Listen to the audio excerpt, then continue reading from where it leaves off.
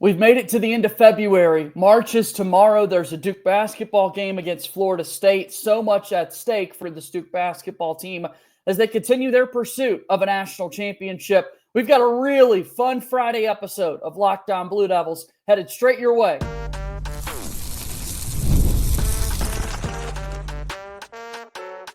You are Locked On Blue Devils, your daily podcast on the Duke Blue Devils. Part of the Locked On Podcast Network, your team every day.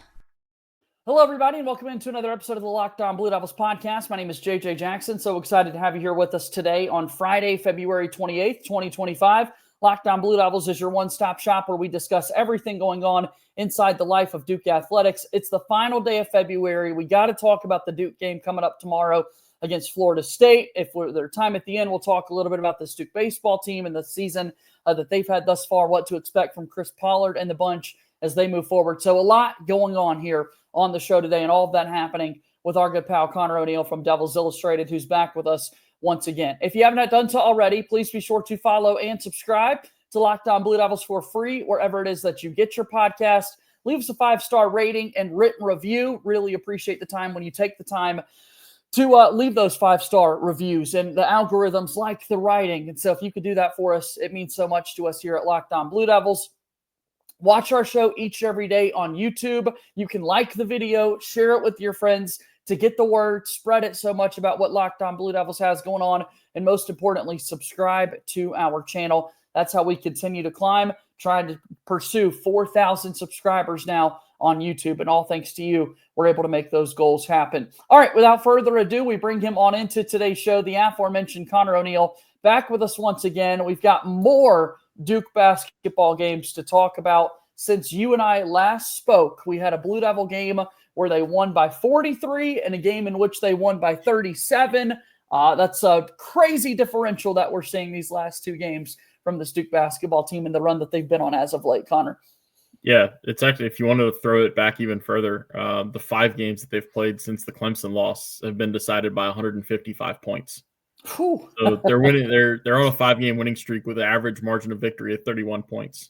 Doesn't do all that much for the ACC's narrative, but at least one of them was that February non-conference thrown in, and that was the most lopsided one against Illinois. So no, I mean they're cruising. I can't remember who said it yesterday, but the game against Illinois was just kind of like a what else do you want to see from this team game? And then really we saw that again against Miami. I mean that was a name your score game from about the under 16 of the first half on. Really the only downside is I think what we're going to talk about next with Tyrese Proctor. Yeah, and the uncertainty that's there with Duke as they move forward without Proctor potentially for some time. We'll see kind of where that goes. We'll get to that in just a moment. But talking about the run that Duke's been on as of late, it's been right out of the get-go too. Like there haven't really been at early parts in the season, here and there you would find a slow start offensively where it's like there's no way Duke's going to push 100. There's no way Duke's going to push 80 scoring-wise. But now you look at what they've been able to do. Con Knipple hits a 3-pointer first possession of the game against Miami. It was Sion James knocking down a 3 from the outside to get the Illinois game started. As of late, it's like, man, if you miss the first 90 seconds, you're not going to see the other team lead. It's not going to be competitive at all right out of the get-go, and Duke's offense has been clicking from the tip-off. Yeah, it'd be hard to go back in time and right around that like mid to late November period and into December, I feel like we were talking a lot about slow starts to games and their offense not really being like, I mean, I think it's just from one or two people. I mean, I'm not saying this is the majority of Duke's fan base, but it's always the one or two negative people that stand out in your memory, or at least mine. Sure. And I'd have people always telling me that John Shire's only play call was a Cooper Flagg ISO, or that his favorite play call was a Cooper Flagg ISO. And my response, I think I've said on here, is, well, if I were coaching Duke and I had Cooper Flagg on my team, I would call ISOs for him all the time because he's that good. Now, man, they can hurt you in so many ways offensively. They're looking for Common Malawach on the lobs. He didn't have the biggest stat line against Miami, but I mean, you'll hear coaches talk about this all the time to, I think, the point where it kind of gets lost in the shuffle of evaluation. But just having a 7-2 guy rolling aggressively to the rim draws the defense in, and that opens up 3-pointers. That's how Duke was able to make, what did they make, 15 against Miami, I think it was. Indeed, 15 of 25. Yeah. Miami will be thrilled that who knows what the ACC looks like in the next 2 decades, but Miami will be thrilled that they don't have Duke as a repeat opponent, at least under this schedule model, for the next 13 or 14 years, is how I understand the workings of that. But I mean, Malawat Church, Patrick Gongba had a career end season high. It's only 9 points, but it's more than he'd had. Yeah, significant, sure. Yeah. Yeah. And Isaiah Evans, I mean, good Lord, that kid, he's that special brand of shooter where he doesn't need to hit the second one to be hot. He hits the first one and you just feed him until he misses. Yep. And even against Miami, he made the first 3. He missed one that was a bad miss. That's one of the crazy things about his heat checks is they don't closely miss.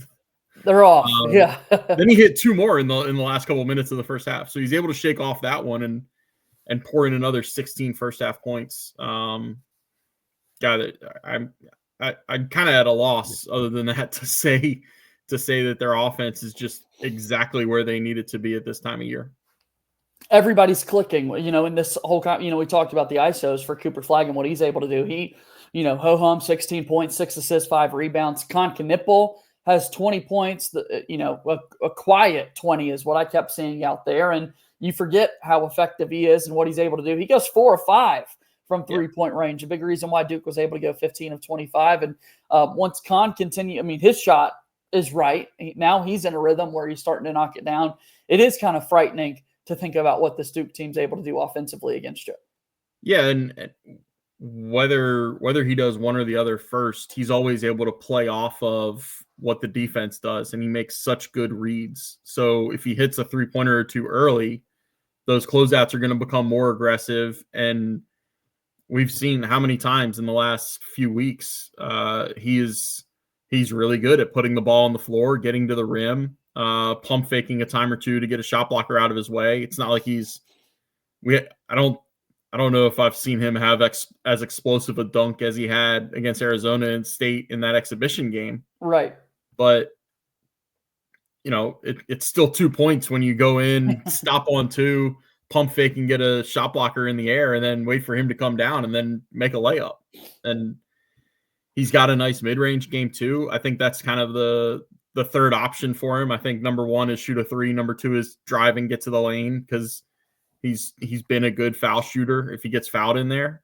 And then number 3 is a stop and pop 15-footer. And when you have all 3 of those, and when you have multiple players on the court that have all 3 of those, like we've seen with Cooper Flagg, like we've seen with Tyrese Proctor, it gets really easy to score a lot of points. And that's why we've seen, 106, 80, what they finished 97, 110, that those start rolling up.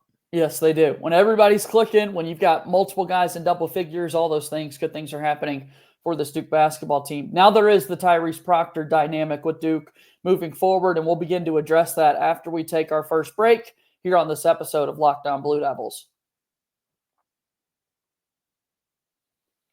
All right, Locked On Blue Devils here today, brought to you by Fabric by Gerber Life. Life moves fast, especially when you have a family. One day you're watching your kids take their first steps, and before you know it, they're off to college. That's why securing their future is so important. Fabric by Gerber Life makes it simple to get term life insurance that fits your family's needs. With Fabric, you can apply for term life insurance online right now, right from your couch. You could be covered in under 10 minutes. And in many cases, no health exam is required. The peace of mind is incredible, where you can make sure your family is financially protected no matter what happens. Fabric gives you the ultimate peace of mind. It's affordable coverage. You can get millions of dollars in coverage for less than $1 a day. Join the thousands of parents who trust Fabric to help protect their families. Apply today in just minutes at meetfabric.com/lockedoncollege. That's meetfabric.com/lockedoncollege. MEETFABRIC.com/lockedoncollege. facebook.com/LockedOnCollege. Policies issued by Western Southern Life Assurance Company, not available in certain states. Prices subject to underwriting and health questions. Fabric by Gerber Life is a proud sponsor of Locked On Blue Devils. Got Conor O'Neill with us here. We're talking Duke basketball. They have a game coming up tomorrow against Florida State. This is our Friday episode of Locked On Blue Devils, so it's Saturday, 7 p.m. Eastern tip-off against Florida State. At the time you and I are talking here, Conor, we do not know the results of the imaging and the scans that Tyrese Proctor underwent, the status of him moving forward in regards to an injury he suffered kind of late in the first half. But, man, what an unfortunate break for Duke and an unfortunate break for Tyrese Proctor, who had just scored his 1,000th career point. And even beyond that kind of career highlight, he was in a rhythm. We're talking about guys that have been in a rhythm as of late for Duke. Proctor's certainly been one of those guys too. Yeah, I was just thinking that you were doing the ad read. Like, yeah, Tyrese, how do you remember the game when you scored your 1,000th point? Well, I remember leaving the gym on crutches. Yeah. That's not a situation anybody wants for anybody, and it's not a situation you want to be in. But man, it hurts. It's not that you want these things to happen. You can't help the timing of it. I do wish sometimes that these things happened in the weekend, because then we're guaranteed to get Jon Scheyer on the Monday morning ACC teleconference. That's not the case, obviously, when they have a Tuesday night game. So, hopefully we have heard something or will hear something on Saturday morning. I know game day sometimes likes to break some injury news. So that's something to keep an ear out for if we don't know yet. I mean, I've gone back and forth. At this point, the only time that I've seen it was live, and the replay or two that they showed on ESPN. My vantage point was it looked like his knee kind of buckled as he was going backwards. Yeah. Jon Scheyer's comments in the post game on Tuesday night made it sound like he just got hit on the knee.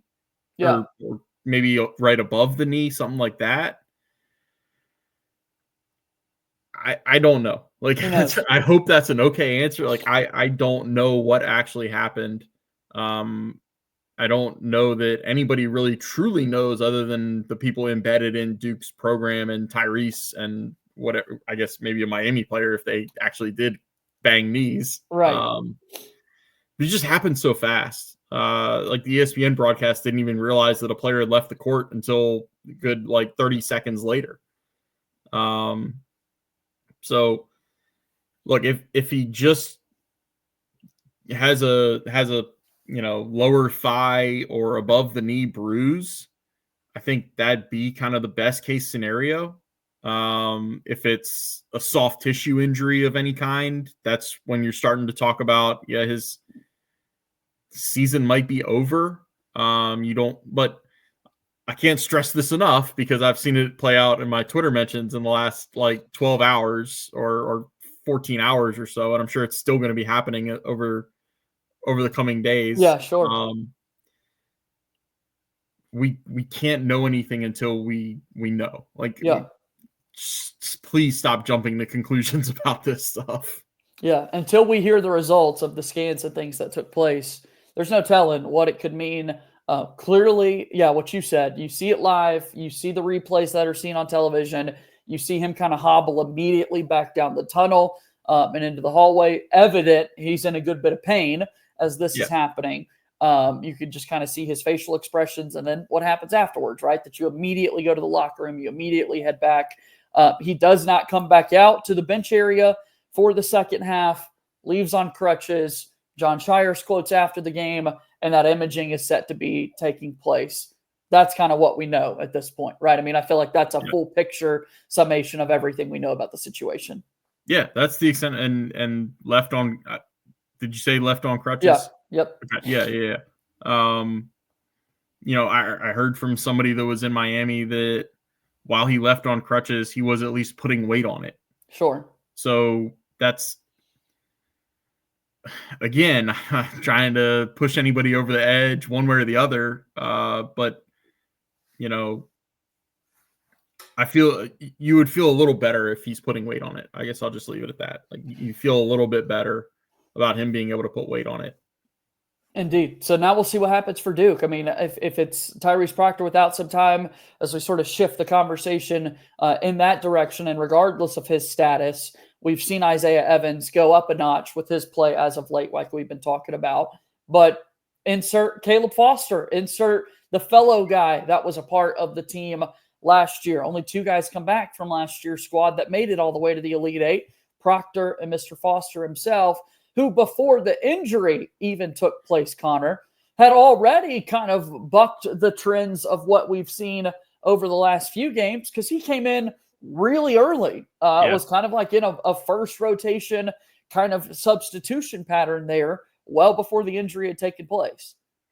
Yeah, that was encouraging that, he'd kind of been rewarded, I think, against Stanford and Illinois. He didn't get in there until later in the game. Yeah. Or maybe Stanford and Virginia, all 3 of those. I guess I'm kind of talking myself into it. He just keeps coming back late in games in all of these. Yeah. So it was good to see him get first half minutes. Man, when he was in there in the second half, I can't hide or I can't shy away from being a little disappointed with his speed. I thought there were too many possessions where he was out there with the starters and they didn't get into a set or an offensive action until there was between like 14 and 17 seconds left on the shot clock. And Duke's offense has been operating at a really high level because Sion James brings the ball up the court immediately after makes or misses, and they're in their set. Like they are running. They're moving quickly. And that's how you put up 106, 80, 110, that kind of stuff. Like, so Caleb has to get sped up a little bit, and to not to make excuses for the kid, but he hasn't been out there with the starters that much in the last couple of weeks. Like it's understandable that he would not be moving at the same speed and same pace as they would. But if he's going to be in there, he's got to get up to speed quickly. I think if Tyrese Proctor misses games, Isaiah Evans is the starter in his place.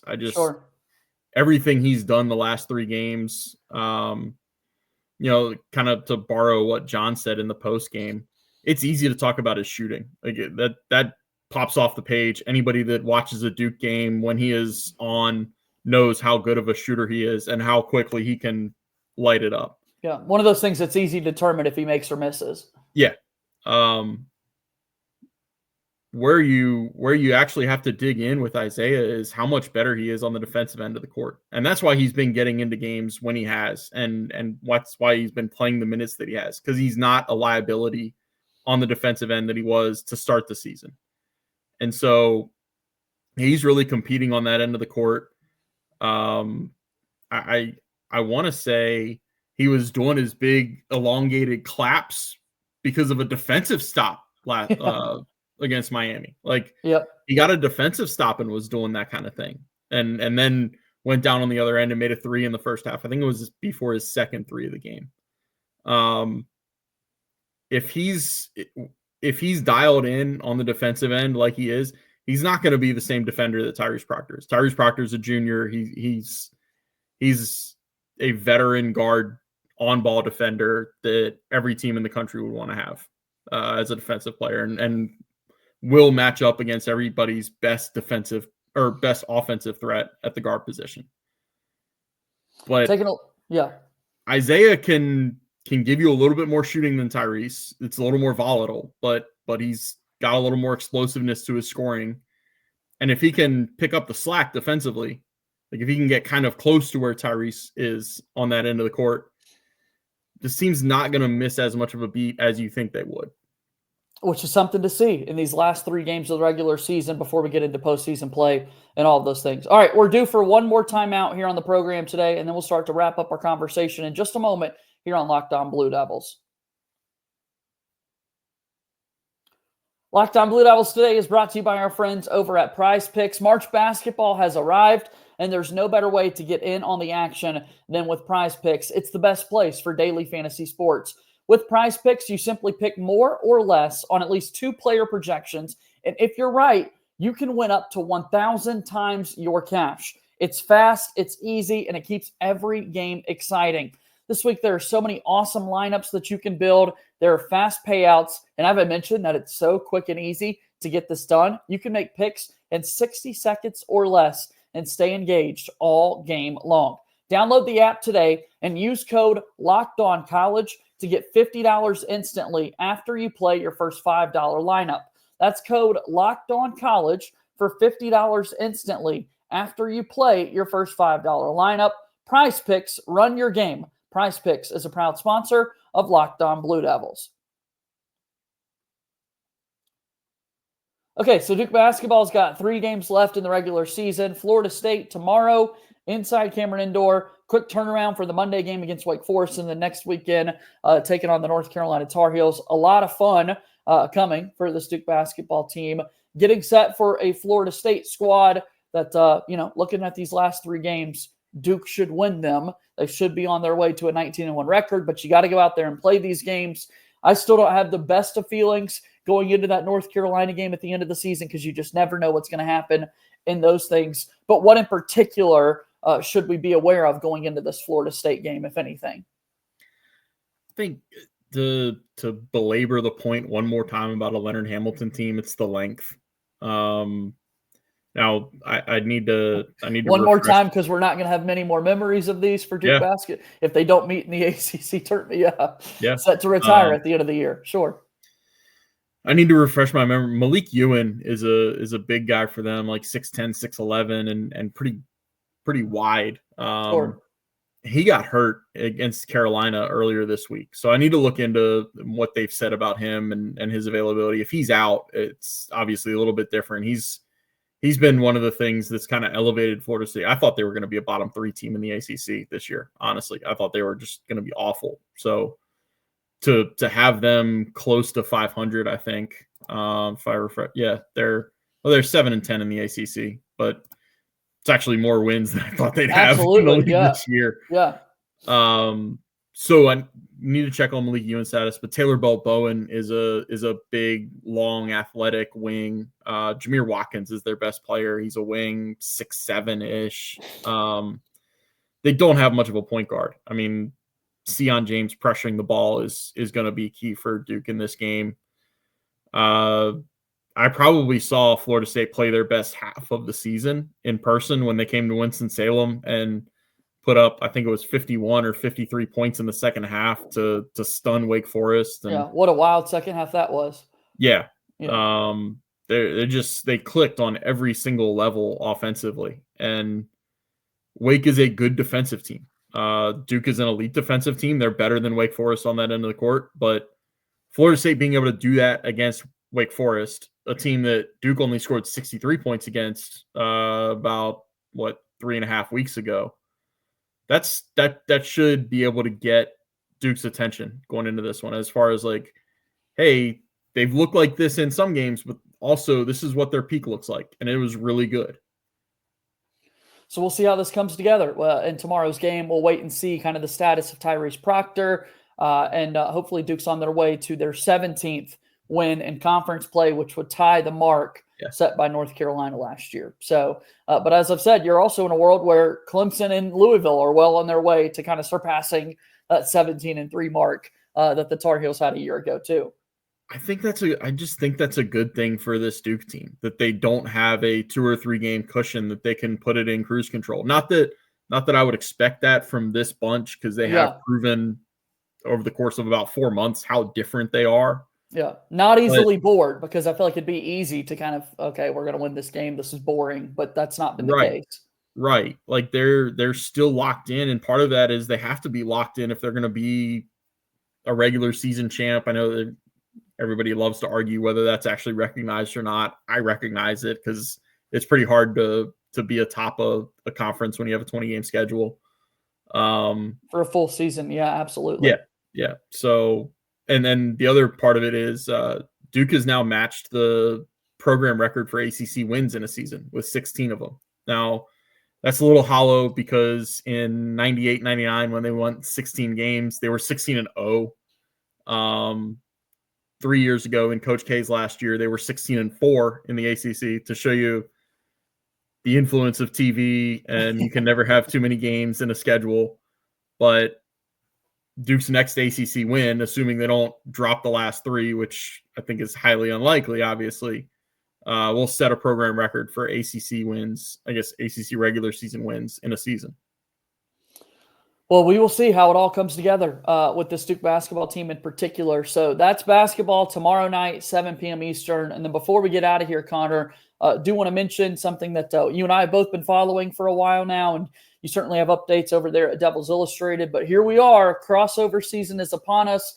We're in the heart of a baseball run as well. Chris Pollard recently surpassed and took hold of the program wins record for this Duke baseball team. And it's a Duke baseball squad that won the ACC championship a year ago, 16-4, the final score in that title game against Florida State, notably. And so kind of early on in the year, it's a 3-game series coming up this weekend against Northwestern. Feels like Duke's been playing Northwestern and everything in recent memory when you think about all those football games and whatnot. But kind of what's the outlook for the Blue Devils going here into 2025? Because before you know it, they're playing ACC series next weekend. Like, it's almost here. Yeah. I'd say the outlook right now is they're trying to figure some things out. The main storyline over the last couple of years has been Duke's pitching depth and how they haven't really had a starter to trust to get to the to the 5th or 6th inning. I think they've got a couple guys that can push the envelope and get there. Like Kyle Johnson is their Friday night guy. He had a rough start last weekend. I would expect him to improve and get better and settle into that role. They still have pitching depth, though. Like, they're still going out there. You know, they won a game last week against UNCW, which is always a good midweek win to pick up. Yep. They had a great bullpen effort in that one. So they've got some great returners, like Ben Miller and Wallace Clark are both guys that I don't think in the 5 or 6 years ago when the MLB draft was 40 rounds, they're not still in college. They're in somebody's minor league camp trying to make a high A team. But now they're still in college. They're able to come back and play college ball for probably a little bit of NIL and get graduate degrees and that kind of thing. So they've got an experienced team, but they're trying to iron a few things out here in the early. And that's, for an ACC team, that's all you want in the first 3 weekends. As long as you don't go like 0-12, you're fine using those first 3 weekends to iron things out and get a feel for roles. In the position where you really want to take advantage of these ACC series to kind of position yourself well moving forward. And those begin next weekend. Duke's first 2 ACC series against Cal and Stanford, the newbies to the bunch. And then looking at it, if I've done the math correctly, Duke will play 18 games before they even go on the road and play away from Jack Coombs Field when they play Stanford on March 14th. So tons of opportunities to be the home team, to pick up some wins here as they open up the season in 2025. Yeah, it's always nice to be at a home field, and it's a nicer now than it was last year because they have renovated dugouts, right? and the fences moved in a little bit. It's a series of renovations that's going to occur. It started last year. It's going to occur over the next few years to get Jack Combs a little more modernized, sure. Looking a little bit more like an ACC home ballpark. Bring the ballpark to life. We're all for it. Well, you're certainly bringing all the great coverage to folks over at Devils Illustrated, Conor. Remind us once again how people can support you over there. What can they do? Yeah, go to duke.rivals.com. Figure out how to get on Devils Insider for the message board for subscribers. Please subscribe. It's like $8.33 a month. Well worth it. Going to have a promo coming up. If it's not already live by the time this episode goes live, it'll be live in the next week or so for a deal out there to get people on board for the NCAA tournament coverage, because it's going to be coming heavily in the next month or so. Yes. Well, Conor, we appreciate you. Thank you for stopping by here once again, and we'll talk again soon. Okay. Thanks, JJ. All right, that's Conor O'Neill joining us here on today's episode of Locked On Blue Devils. Duke back in action tomorrow when they get set to take on Florida State from Cameron Indoor Stadium. And we're back with you again next week with all the great coverage and insight that you need to know with this Duke basketball team. That'll do it for today's show. As always, go Duke. I'll talk to you again tomorrow. My name is JJ Jackson. Thank you and good day.